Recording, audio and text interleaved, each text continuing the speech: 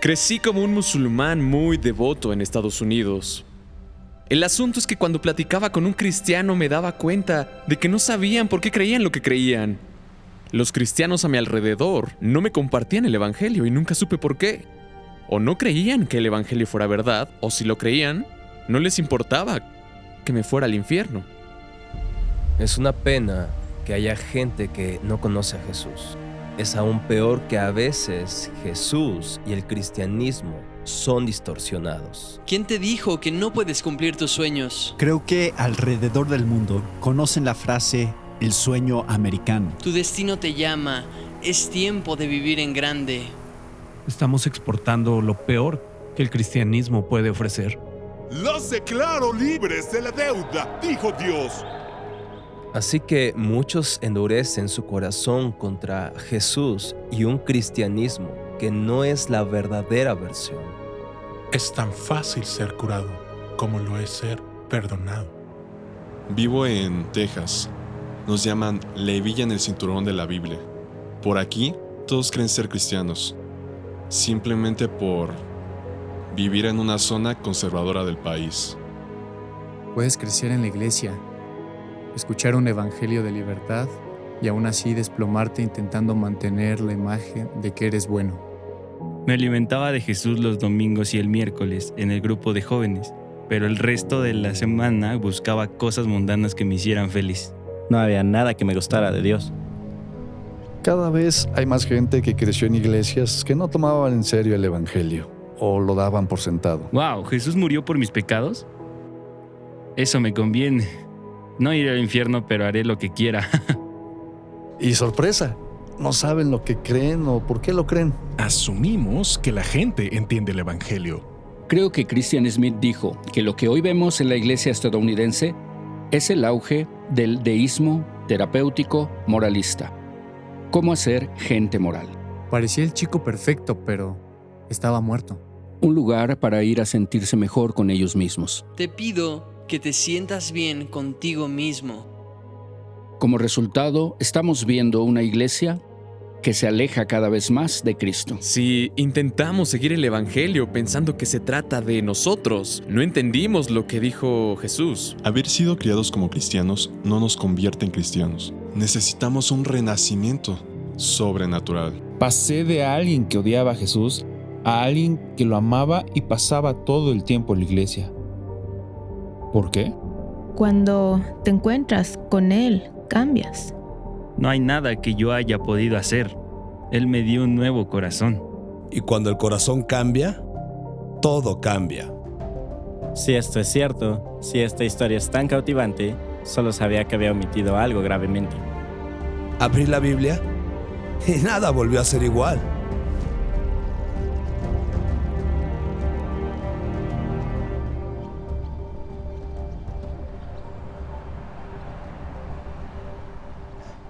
Hubo un tiempo en mi vida que creía que la meta de predicar era hacer que la gente hiciera lo que no quería hacer, lo cual es una terrible profesión. Que mi meta sea forzar o sobornar a las personas para hacer lo que no quieren hacer. Ya no lo creo. No creo que la Biblia enseñe eso. Algo importante que me hizo cambiar sucedió cuando era pastor de jóvenes en la iglesia. Es un poco triste recordar que era pastor. Enseñaba la Biblia, pero no sabía qué significaba enseñar el Evangelio y la Biblia.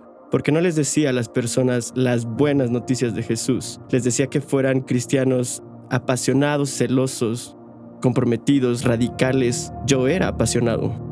En muchas formas, mi iglesia ponía énfasis en cosas que la Biblia no lo hace. Creo que ni Jesús ni el Evangelio era el centro. Era más sobre lo que hacemos, podemos hacer. Así que como recién convertida, no sabía que el Evangelio era importante. Me di cuenta que la predicación estaba muy lejos de Cristo. Recuerdo un mensaje sobre el Sermón del Monte y era 10 tips para ser sexualmente puro. Y ese día fue un punto clave para mí y pensé, no quiero ser un pastor o predicar así. ¿Qué haces para ganarte el favor de Dios? Ya diezmaste, ofrendaste, oraste lo suficiente. Impusiste manos esta semana. Hablaste en lenguas, si no, no eres creyente. Creo que lo más común en no creyentes cuando piensan en el cristianismo es que piensan en moralismo cristiano. ¿Qué creemos del sexo, del dinero, de ellos? La interpretación errónea más común del cristianismo es que se trata de un programa de mejora moral. Se trata de ser bueno. De eso tratan todas las religiones. Sé una buena persona. Pocas cosas dañan y devastan tanto el espíritu humano como ese mensaje. En primer lugar, no hay nada malo en predicar moralidad. No querríamos predicar lo contrario, la inmoralidad. Pero la predicación moralista o el moralismo es predicar los mandatos de la Biblia y ya. Es decirle a la gente, sé bueno y Dios te amará. Y aunque no es nuestra intención, ese mensaje no solo es pobre, sino de hecho anticristiano.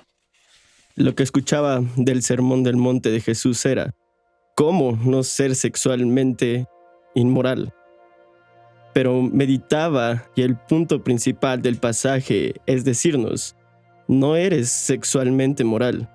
Su justicia debe superar la de los fariseos. Pensamos que significa seguir las reglas y cumplir los 10 mandamientos, pero yo les digo a ustedes, apunta al corazón y dice, si tienes lujuria en el corazón, entonces ya pecaste. Y concluye, sean perfectos como su Padre Celestial es perfecto. Pero no nos estaban predicando ese sermón, nos decían, pueden ser puros, pueden ser sexualmente morales. Y aquí les doy los 10 tips. Les das una meta a la que jamás llegarán. Punto. Los mensajes que solo dicen sé bueno, condenan a la gente. A su orgullo o desesperación. Solo hay 2 respuestas. A los mensajes tipo sé bueno. Una respuesta es ya lo hice, lo logré, ya está, palomita. La persona pensará que puede lograrlo como un fariseo y trabajará como un mormón o musulmán o testigo de Jehová. Todos ellos tratarán de ganar la salvación siendo buenos. ¿Por qué me tengo que arrepentir? ¿De qué tengo que pedir perdón si no cometo errores? Soy trabajador, honrado. Jesús iba caminando un día y se le acerca un joven y le dice, Maestro bueno, ¿qué haré para heredar la vida eterna? Eso suena como una pregunta segura, pero de hecho es un campo minado. ¿Qué debo yo hacer para obtener la vida eterna? ¿Se trata de rendimiento? ¿Qué debo hacer para obtener la vida eterna? Y Jesús le responde sabiamente, ¿por qué me llamas bueno? Solo Dios es bueno. Y le dice, los mandamientos sabes. Pero Joy, ¿cuál es el estándar de la bondad? Ser bueno con tu prójimo, no engañes a tu esposo, no robes. No mientas, no robes, le da la lista de mandamientos. Pero en la Biblia, el estándar de Dios son los 10 mandamientos. También soy buena en eso. Y el joven inmediatamente dice, todo esto lo he guardado desde mi juventud. Jesús acaba de decir, solo Dios es bueno. Y 2 segundos después, ¿qué dice el joven? Yo también. Poniéndose a sí mismo a nivel y a la estatura de Dios. Es puro orgullo. Y así incumple el primer mandamiento. No tendrás dioses ajenos. ¿Nunca has dicho una mentira? ¿Nunca? ¿Qué? ¿Ese es uno de los mandamientos? Es un mandamiento. Olvídalo. El 9. Jesús le dice, bueno, vende todo lo que tienes. Y el tipo se va. Entonces no eres bueno. No puedes ser bueno. Y Jesús sienta la base de que solo Dios es bueno, porque Él define lo que es realmente el bien. Trato de vivir de manera que no tenga que pedirle perdón a Dios. Si tienes un corazón orgulloso, como la mayoría de la gente, una manera de averiguarlo es decir, ¿crees que eres una buena persona? Sé que soy buena persona, no miento, no engaño, no robo. ¿No mientes? ¿Sabes qué? Olvídalo, me retracto. No digo grandes mentiras, solo mentiras blancas. Creo que soy una buena persona. ¿En serio? Sí. ¿Cuántas mentiras has dicho en tu vida? No puedo contarlas. ¿Has robado algo? ¿Robado algo? Sí. Creo que la confusión es que la ley de Dios nos fue dada como un estándar para vivir. Bueno, inténtalo. Bueno, la ley es un espejo. Solo quiere reflejar cómo piensa Dios, quién es Dios, cómo quiere que vivas. Y luego te ves en el espejo y piensas, ¿cómo encajo en esa norma? Ama a Dios con tu corazón, alma, mente y fuerzas. Ama a tu prójimo como a ti mismo, porque esa es la esencia de la ley. No podemos hacerlo. ¿Has usado el nombre de Dios en vano? Por accidente, pero trato de no hacerlo. ¿Pero lo has hecho? Sí. Se llama blasfemar. Es algo serio. No he conocido a nadie que se haya visto en el espejo y diga, tengo algo entre los dientes, y luego quite el espejo de la pared para usarlo como un palillo. Jesús dijo, si miras a una mujer y la deseas, cometes adulterio en tu corazón. ¿Lo has hecho? Sí. No voy a mentir, sí. No tomas la ley e intentas repararte con ella. Tomas la ley y dices, ¿necesito ayuda? Porque algo anda mal. Si no entendemos quién es Dios, entonces el Evangelio no tiene sentido. Verás, el gran problema aquí es que Dios es santo y Dios es justo. Y el hombre es impío e injusto. El hombre no es recto, es pecador. Eduardo, no te estoy juzgando, pero acabas de decir que eres un mentiroso, ladrón, blasfemo y adúltero de corazón. Y solo son 4 de los 10 mandamientos. Podemos ver a otros y decir, bueno, no soy tan malo como ellos. No he hecho todo eso, entonces no soy tan malo. Eso es mentira. Eres malo comparado con Cristo, que es completamente bueno, santo. No podemos compararnos. Debes mirar bien a Jesús y entonces sabes quién eres.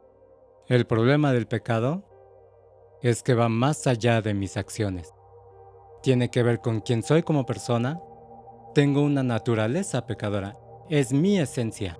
El corazón humano está predispuesto a amar a todo menos a Dios. Amarse a sí mismo más que a Dios, amar el mal más que el bien. El corazón es totalmente opuesto a Dios. Concebido en iniquidad, nacido en pecado. El 99.9% de la gente no es mala. Toma malas decisiones, pero en el fondo tiene un buen corazón. Tú y yo somos rebeldes a Dios por naturaleza. Entonces, ¿cómo se repara la parte rota del corazón humano que ama lo incorrecto? La Biblia dice que estamos muertos en nuestros delitos y pecados. Me viene a la mente Efesios 2:1.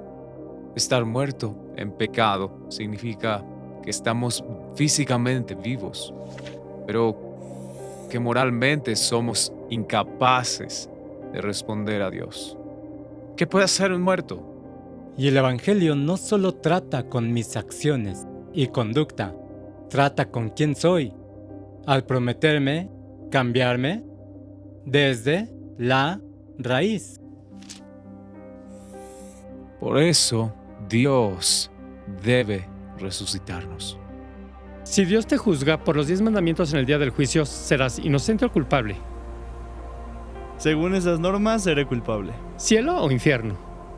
Supongo que infierno. En ese caso, todos serían malos. Sí, eso es lo que la Biblia dice. No hay nadie bueno, porque bueno en el libro de Dios significa moralmente perfecto.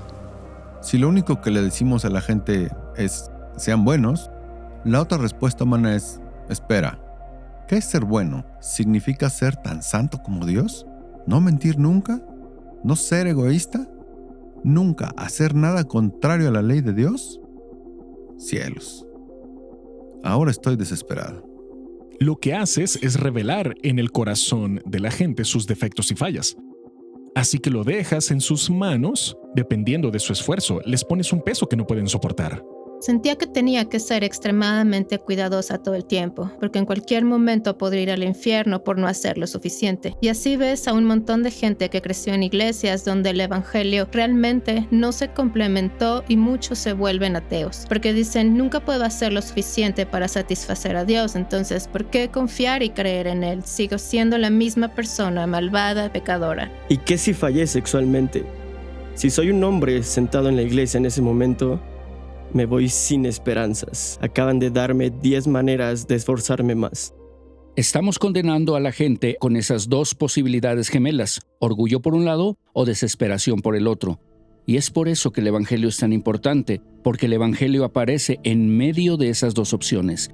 Y dice, sí, tienes razón, no eres suficientemente bueno, pero Jesús fue bueno por ti. ¿Cómo puede un hombre pecador ser reconciliado con un Dios justo, cuya justicia exige que sea castigado? ¿Sabes qué hizo Dios para que los pecadores culpables no tuviéramos que ir al infierno? La respuesta está en la persona de Jesucristo, la persona histórica, Dios interviniendo en la historia humana. Y este Jesús de Nazaret vivió la vida perfecta que tú y yo no podríamos vivir jamás, que no hemos vivido. Y después fue a la cruz. Teníamos una deuda con Dios por nuestro pecado. Y esa deuda era sufrir un castigo eterno. Pero en la cruz, Dios mismo tomó nuestro lugar, cargó nuestro pecado y sufrió la ira de Dios que nosotros merecemos. Le extinguió, le eliminó. Al tercer día resucitó de los muertos. Luego ascendió al cielo y Jesús, el Hijo de Dios, se sentó a la diestra de Dios. Y ahora la Biblia enseña que Jesús es el camino, la verdad y la vida, y nadie viene al Padre si no es por Él. Que hay un solo Dios y un solo mediador entre Dios y los hombres, Jesucristo hombre. Y si te arrepientes y confías en Jesús como tu Salvador, Dios perdonará tus pecados, cerrará tu caso y te dará vida eterna como regalo. No porque seas bueno, sino porque Él es rico en misericordia. En muchas formas, la doctrina que define al cristianismo bíblico es la justificación en Cristo por fe solamente.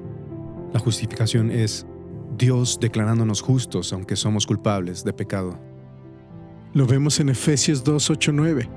Porque por gracia sois salvos por medio de la fe, y esto no de vosotros, pues es don de Dios, no por obras para que nadie se gloríe. Así que esta es la gran línea divisoria entre el cristianismo bíblico durante la Reforma y la religión católica romana. La posición oficial de la Iglesia Católica Romana sobre la justificación es que ellos creen que uno es justificado por fe y obras. De hecho, en el Concilio de Trento, conocido también como la Contrarreforma, emitieron un anatema. Si alguno creyera que está justificado solo por fe, quedaría condenado por el anatema del Concilio de Trento. Así que la Iglesia Católica Romana se opuso y maldijo severamente a aquellos que sostenían una verdad bíblica.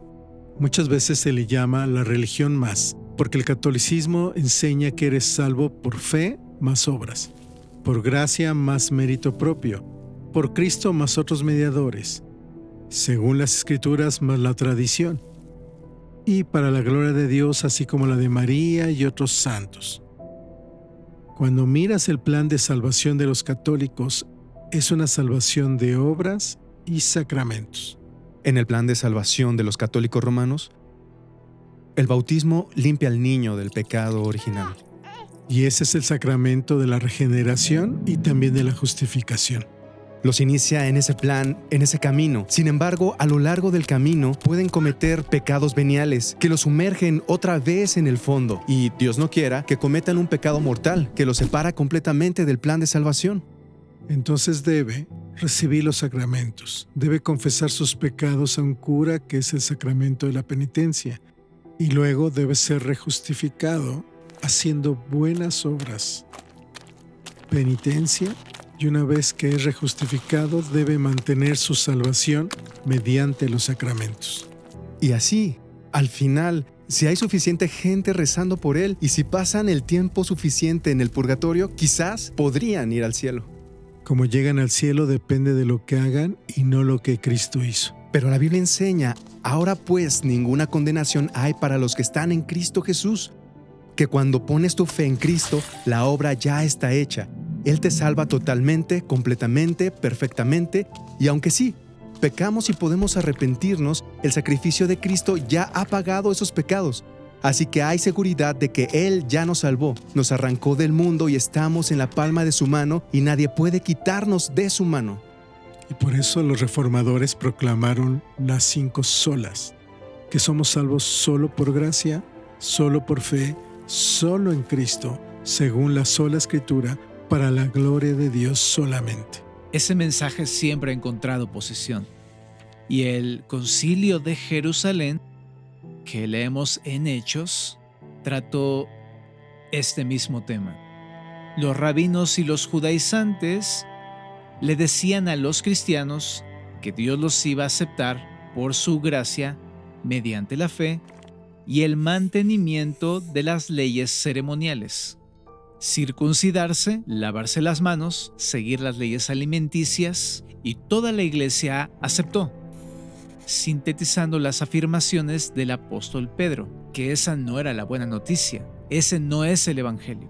Jesús no vino a hacer posible la salvación para los que hacen su parte, vino a lograrla, para darla libremente a su pueblo. La pregunta es, ¿cómo sabemos si la fe es real si no hay obras? ¿No dice la Biblia, la fe sin obras está muerta? Entonces, ¿tenemos que hacer obras para ser salvos? ¿No ese es el argumento? Pero hay dos interpretaciones de esto, una es bíblica y otra no.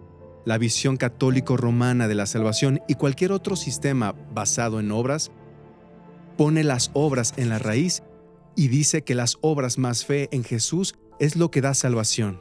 Pero la Biblia enseña que no son la raíz, sino el fruto, que la fe solo en Jesús es lo que salva, y una vida que ha sido salvada, un corazón santificado, regenerado, produce fruto, el fruto de buenas obras. Entonces, sabes que alguien es salvo por su fruto, pero el fruto no es la razón por la que es salvo por Dios, por la gracia, mediante la fe en Cristo. Verás, el cristiano es la única persona, el verdadero cristiano, que puede decir que irá al cielo sin ser engreído. ¿Por qué? En otras religiones, ¿cómo vas al cielo? Siendo bueno, ganándotelo. En el cristianismo, no te reconcilias con Dios por tu propia virtud o mérito, sino que eres reconciliado con Dios por la virtud y el mérito de su Hijo. ¿Tiene sentido? Tiene mucho sentido. Augusto, si murieras hoy, ¿qué edad tienes? 19. Si murieras hoy y Dios te diera justicia, terminarías en el infierno. Y hay dos cosas que debes hacer para salvarte: arrepentirte y confiar en Cristo. ¿Cuándo harás eso? Casi de inmediato. ¿En serio? Sí, en serio. Evangelion. La palabra griega para evangelio viene de las buenas noticias de victoria que traería un mensajero a la capital, que la victoria se había obtenido en el campo de batalla y todos festejarían. Saber que no habían perdido la guerra, sino ganado, transformaba la vida de todos en la ciudad. Pero claro, no eran ellos los que estaban afuera en las trincheras. De la misma manera, Jesús dice: he conseguido la salvación. No vengan ni ayúdenme a salvar el mundo, sino yo lo he conseguido. Básicamente la ley dice, haz. El Evangelio dice, está hecho. El Evangelio no es, ¿qué haría Jesús? Ahora veías lo mismo. El Evangelio es, ¿qué ha hecho Jesús? Ahora créelo. Esta distinción entre la ley y el Evangelio es lo más importante que debemos recordar. Y es una de las cosas que estamos olvidando. El patrón de Dios es siempre asegurarse de que sabemos que la relación viene antes de la obediencia. No tenemos una relación con Él porque obedecemos. Obedecemos porque Él crea una relación con nosotros. Esto queda claro una y otra vez en la Biblia. Antes de dar los mandamientos, Dios le dice a su pueblo: yo soy tu Dios que te saqué de Egipto, de casa de servidumbre. Ahora, obedéceme. Es crítico entender que no dijo, si me obedecen, los sacaré de Egipto. No, los he redimido. Este es el sendero seguro para que anden. Este orden no solo está en el Antiguo Testamento. Básicamente todo el Nuevo Testamento lo sigue también. En general, la primera parte de las cartas de Pablo, Juan, Pedro dicen: esto es lo que Dios ha hecho en Cristo, así es como te salvó. La segunda parte dice: así es como deberías responder. Los mandatos morales que debemos obedecer son como las vías para el tren. Mientras el tren avance, ese es el camino que deberían seguir, pero el Evangelio es el motor y la gasolina que hace que se mueva. Entonces, no le hace bien ni al cristiano ni al no cristiano que le digan: aquí están las vías, ahora avanza. Si no tienen gasolina, si no tienen motor, solo serán un tren atorado. Creo que hay muchos cristianos hoy en día que son trenes parados a los que se les dice avanza, pero no se les da ni un motor ni gasolina para que se muevan. Hay pastores que asumen, creo que incorrectamente, aunque es comprensible, que todos en su iglesia entienden el Evangelio. Recuerdo que hace años me pidieron que hablara para un grupo grande, pero me dijeron que eran mayormente cristianos. Preguntaron, ¿qué vas a predicar? Les dije, pensaba predicar el Evangelio. Y me dijeron, pero te acabamos de decir que la mayoría de ellos son cristianos muy devotos y sinceros. Les dije, bueno, en primer lugar, les agradezco, pero no puedo suponer que todos aquí son verdaderos cristianos o que tienen una comprensión bíblica del Evangelio. Eso es lo primero. En segundo lugar, el Evangelio no es solo para los que están perdidos. El Evangelio es para los cristianos. Dios, siendo tres en uno, que existen eternamente Padre, Hijo y Espíritu Santo, en su gran amor, Él creó todo para compartir su amor. No tenía que hacerlo, pero quiso hacerlo. Y nos creó a nosotros. Y al crearnos, caímos en pecado. Y el pecado nos separa de Dios. No es de Dios, es contrario a Él. Los sábados por la noche, durante el verano, hacemos en casa noches de adoración que suelen comenzar a las 6:30. Jugamos básquetbol, fútbol, lanzamos el frisbee y hablamos y pasamos el rato afuera. Luego nos reunimos en la sala y hay un tiempo de adoración.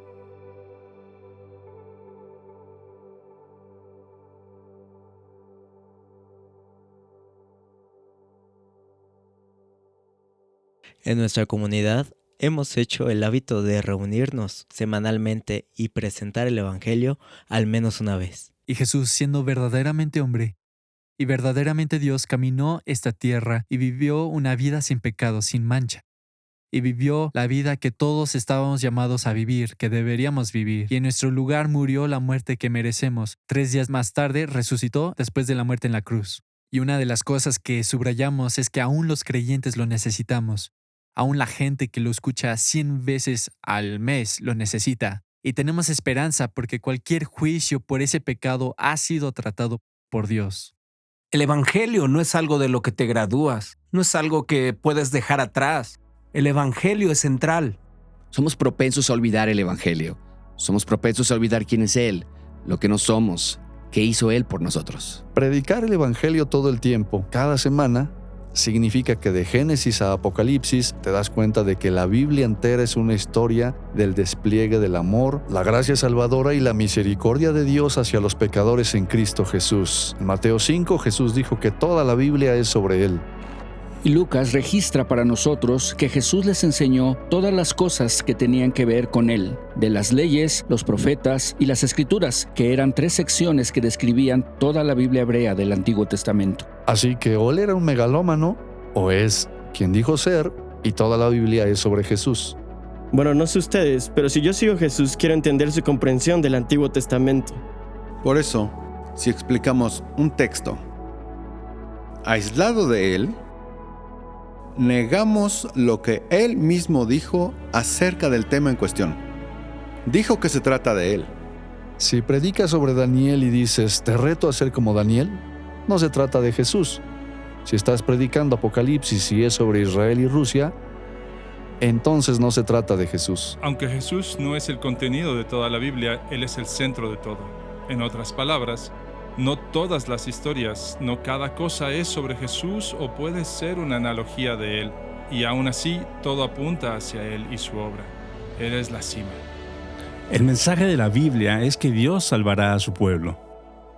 Si buscas en cualquier punto, sea en Habacuc o en Timoteo, en cualquier punto de Isaías o Deuteronomio, va a estar conectado de alguna manera con este camino principal de las buenas nuevas de lo que Dios está haciendo en nuestro mundo. Aunque comiences en Génesis 3 y hable de Dios haciendo una promesa que aplastará a la serpiente mediante la semilla de la mujer, bueno, ¿de qué habla el resto del libro de Génesis? Es la historia de esa semilla a través de la mujer. Y por eso tanta gente se abruma con las genealogías y se preguntan, ¿para qué hay tantas? Por eso el Nuevo Testamento abre con una genealogía y muestra que la semilla se transformó en la persona de Jesús.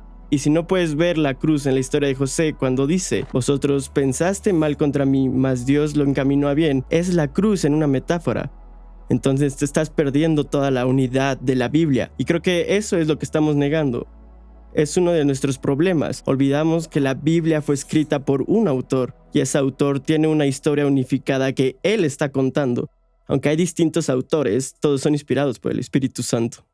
Dios no es un actor de reparto en la película de mi vida. La Biblia no se trata de ti. Yo fui elegido como participante del despliegue de su historia de redención. Y hoy eso está al revés. Sigues tratando de meterte a las historias bíblicas como si fueras el héroe. Así que es una manera de leer la Biblia que hace héroe al hombre y no a los actos de Dios.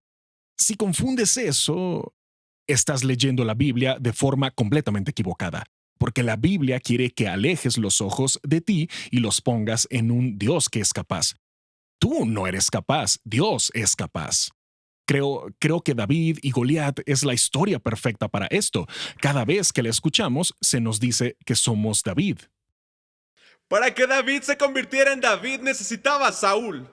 Deja de despreciar a Saúl, lo necesitas. Necesitas gente que te odie, que te haga pedazos. Gracias a Dios por Saúl, porque si tienes un Saúl, eso te hace un David. Déjame ser claro con esto, no eres David. Así que soy David y Goliat es mi deuda, o mi matrimonio difícil, o mi jefe en el trabajo. Vamos a mantener la distancia de nuestro enemigo y arrojar nuestras piedras hasta que todos los Goliats de nuestras vidas caigan. Tomaré la piedra de la fe y la arrojaré al gigante de mi jefe en el trabajo y lo mataré, sostendré su cabeza en alto. Vencerás a ese gigante. Sí, el obstáculo es grande, pero tienes esa grandeza en ti. Esa sería una forma muy narcisista de leer la Biblia. Pero en una hermenéutica cristocéntrica, al leer la Biblia diremos, bien, ¿qué está pasando en esta historia real? Vemos que hay algo que es aterrador y al parecer no puede ser vencido. Y sin embargo, es derrotado por este hombre que, mediante la fe, mató al que no podía matarse. Y ahora hay un peligro, ¿no? ¿Quién? ¿Qué es más invencible que el pecado y la muerte? Lo que hizo David fue representar la justicia de Dios sobre sus enemigos para la victoria y salvación del pueblo de Dios, que no hizo nada más que aterrarse ante los enemigos de Dios. ¿Sabes quién vence a nuestros gigantes? Cristo vence a nuestros gigantes. No soy yo el que los vence. Como el gran gigante de mi vida, el pecado y la muerte, no puede ser vencido por mí, tomando la piedra de fe y arrojándola, sino por el trabajo terminado de Cristo, quien venció a la muerte de un solo tiro. David fue uno de los hombres de la Biblia del cual Dios dijo, es un hombre conforme a mi corazón. Qué tremenda manera de describir al rey David. Sin embargo, también David es un hombre que cometió asesinato para poder acostarse con la mujer de ese hombre. Es un asesino y un adúltero. Abraham, el padre de la fe, como siempre decimos, es un hombre que mintió y arriesgó a su esposa, no una, sino 2 veces. No es un esposo que quieras imitar. ¿Ven cómo la Biblia se encarga de manchar a todos los personajes menos a uno? Siempre es importante recordar que el Antiguo Testamento es un libro oriental más que occidental.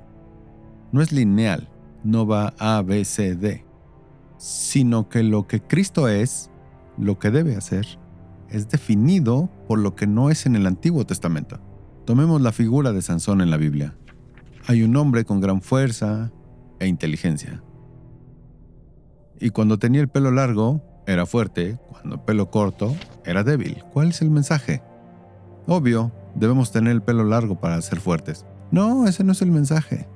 El mensaje es que sin importar tu fuerza o inteligencia, no eres tu propio Salvador. No eres tu propio Redentor.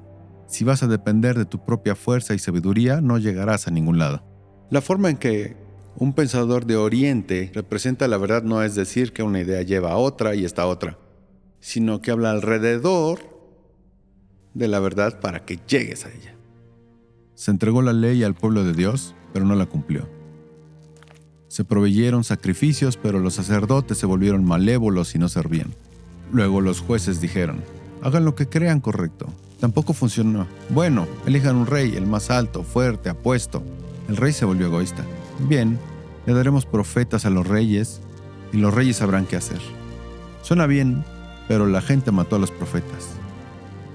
Empiezas a entender que a través de milenios, Dios dice, necesitamos a alguien que cumpla mejor la ley. Un mejor juez, un mejor sacrificio, mejores profetas, sacerdotes y reyes. Esto no, esto no, esto no, esto no, sino esto. En el Evangelio, mientras más conocemos lo que Dios hizo por nosotros en Jesucristo, el gran costo de nuestra expiación, lo que significó para nosotros, mientras más lo entendamos, más creceremos en santificación, más creceremos en adoración, devoción y deleite en la persona de Dios. ¿Cuál es la única razón por la que el pecado tiene poder en sus vidas? La respuesta, porque lo aman. Si el pecado no los atrajera, no tendría poder. La razón por la que pecamos es porque lo amamos. Y, aunque sea difícil de oír, comprenderlo es maravilloso. Porque para tener control sobre ese pecado, necesitamos un amor más grande. El objetivo de una clase es que te vayas con información. El de una charla motivacional es que te vayas con pasos a seguir. Pero el objetivo de un sermón del Evangelio, de enseñar la palabra, es que te vayas adorando. Si la gente y las iglesias están fuera de control moralmente, probablemente sea porque no entienden el Evangelio. Lo que la Biblia enseña en realidad es que la meta de predicar es que la gente ame profundamente al Salvador, para que haya una consecuencia en nuestros corazones y vidas. Jesús lo dijo en Juan 14:15. Si me aman, guardarán mis mandamientos. Y lo que nos hace querer hacerlo es un corazón que ama al Salvador porque entendemos su gran amor por nosotros. Porque cuando la gente está rebosando de amor por Cristo, el amor al mundo es echado fuera de sus corazones. Y el poder de Cristo está en sus vidas.